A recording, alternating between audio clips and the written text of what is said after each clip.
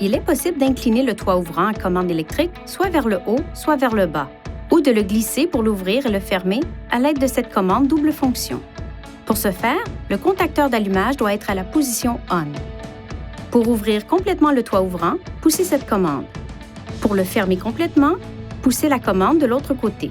Pour l'ouvrir ou le fermer partiellement, poussez la commande dans l'une ou l'autre direction pendant le mouvement du toit ouvrant afin qu'il s'arrête à sa position.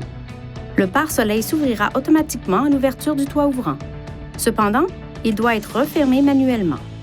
Pour utiliser les fonctions d'inclinaison, assurez-vous d'abord que le toit ouvrant est bien fermé. Pour l'incliner vers le haut, poussez cette commande. Pour l'incliner vers le bas, poussez la commande de l'autre côté. Si vous avez coupé le contact et que vous remarquez que le toit ouvrant est ouvert, vous avez encore un peu de temps pour le fermer. Cependant, si l'une des portes avant est ouverte pendant cette période, l'alimentation électrique du toit ouvrant est annulée.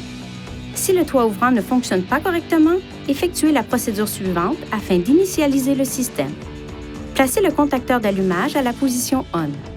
Si le toit ouvrant est ouvert, poussez la commande vers la position fermeture pour le refermer complètement.